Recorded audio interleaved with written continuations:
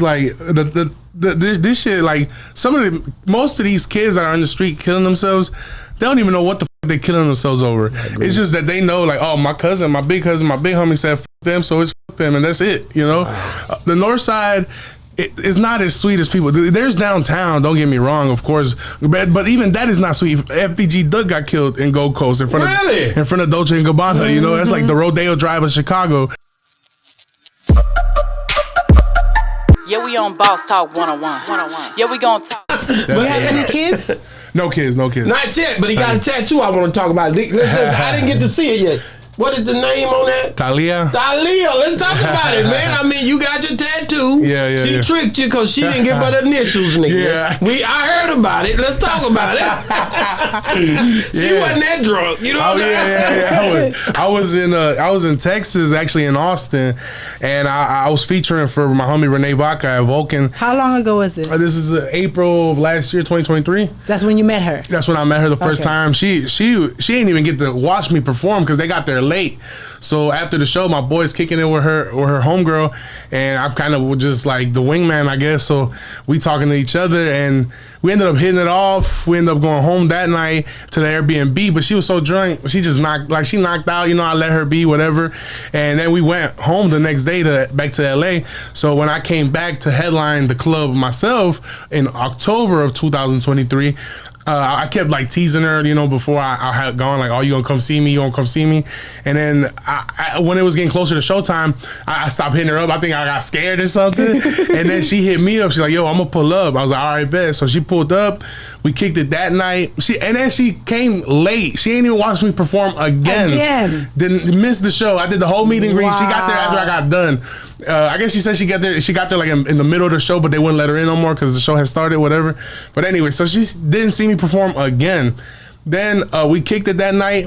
Then my flight was the next day, but we was all lovey-dovey. I was like, I'll push my flight back if we kick it tomorrow too. She's like, all right, bet. So I pushed my flight back. We kicked it the next night, and then that night I was like, you know what? Let's just go back to LA and for the weekend. And she's like, all right, fuck it. So I flew her out, and I flew her friend out too, just because I was like, I want you to feel comfortable. So I knew you did. Yeah, flew them to LA, and we kicked it that weekend.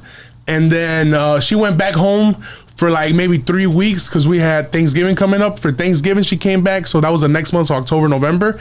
And when she came to visit me for Thanksgiving, she never went back. So y'all still together now? Still together now. She's in the hotel room now. That's Let me just say this while I got you in there. Me and my wife met in 4 months, got married, and been together for 22 years. So it can work. So don't even trip. Yeah, don't go by what everybody else doing, because that'll mess you up. You know what I'm saying? Yeah. And that same weekend we was in LA when she visited me the first time.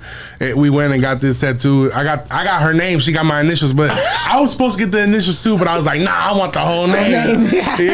But I mean, I don't regret it to this day. You know, I love her. What's up with this tattoo right here? What does that stand for? 630. That. Oh, that's a game. No, I know. My game. 630. Oh no. Nah, it's the area code of Aurora, Illinois, where I'm from. That's hard. Yeah. And then 96 right here, just because I was dumb and drunk. I just got my date of birth. In case So why you decide to put them on your face? I don't know. I can never get over that. Well, because I feel like it looked cool. Like, this is literally it. I was like, damn. But then I got on one side.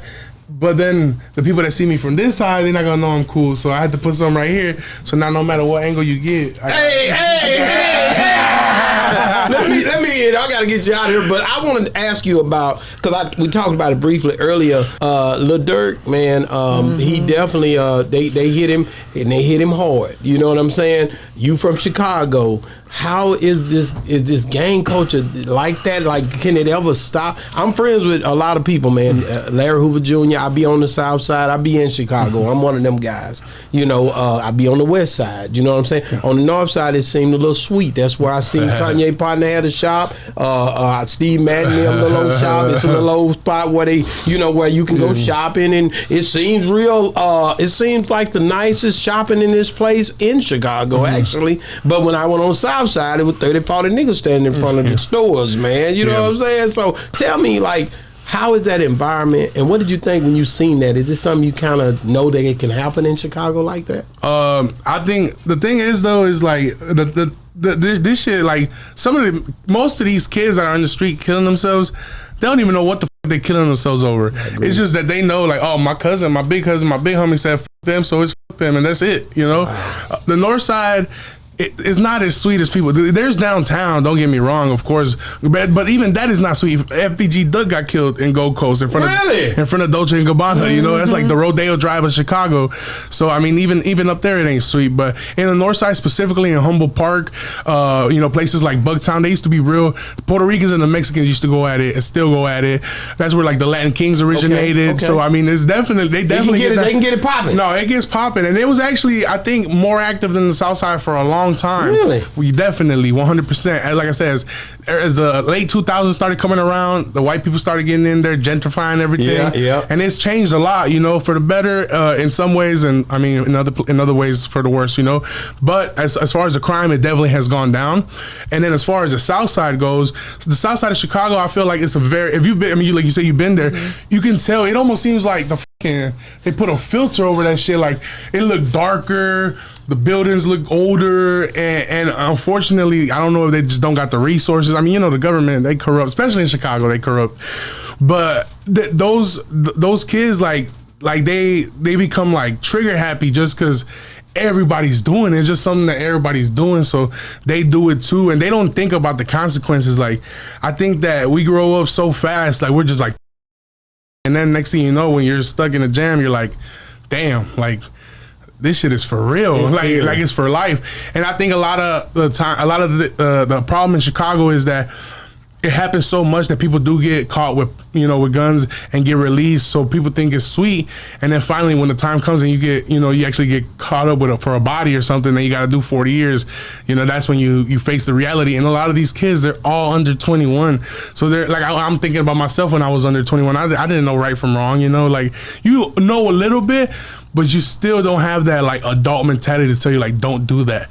So then you don't realize until you're locked up, you're like I threw my whole life away for this shit, and it don't even mean nothing, you know. So I would love for it to stop one day, you know. But again, like this is like, if somebody you can, if you from the outside looking in, we can all say like stop the violence, whatever, right? But if somebody that lives 4 houses down killed my best friend, and I see them again, like it's not gonna be sweet. Like it's different. Like you can't tell these people how to feel when they're the one that been living through this and like literally having to go through it. You know, there's kids like 12-year-old kids that my homie died in my arms. You know, like kids. You know, yeah. I can't imagine like my little brother getting like in a car accident. So imagine these kids like getting shot at. You know, it's crazy. But I mean, yeah, I hope that one day, you know, it calms down and shit changes, you know, but I don't have the solution or the answers for how that can happen. Still bad? Old Block, is it still? I ain't never been over there, but I ain't gonna lie to you. Yeah, but I mean, do you hear anything bad coming from over there still? Yeah, of course, 100%. You see what I'm saying? Because I know you ain't going over there. That ain't your hood. No. I went over there one time. I went over there one time to go to exclusive 773 at Steve's store down south. That's where like when Chief Keef and Lil Durk first started popping off, when they had like the Glory Boys merch, the OTF, the first ever OTF merch, all got made in that shop. Wow. So I wanted to go there to get my own OTF hoodie, like made from the guy that make Durk shit. And I went and got it, but I mean, just being there, like everybody got it and got out. Could you feel it? Could you feel the energy? Oh, 100%. You knew it was there. 100%. And I met, I don't know if y'all remember Lincoln Two Step. He used to be the guy that used to dress up as Santa Claus. He used to be like, "What you want some?" I met him that night, right outside there. But yeah, you get in and you get out. Police don't even roll through that month. Nobody ain't going over there. Yeah. Old Block is on fire. But the crazy thing about Chicago, what I can't understand is that we see a lot of TV shows come out of Chicago, a lot of movies. People film a lot in Chicago, but yet Chicago have so much violence and crazy stuff that happen. How is it possible for them to be doing all of that?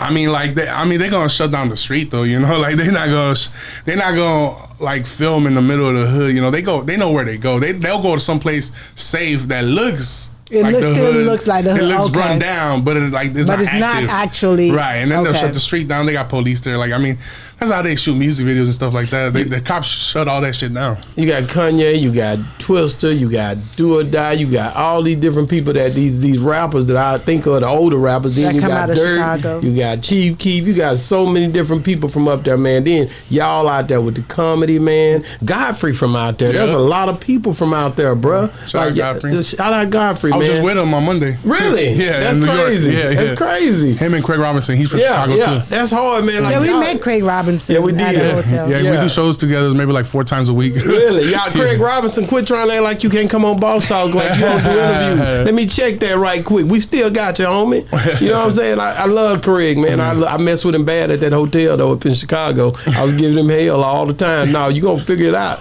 We ain't going nowhere.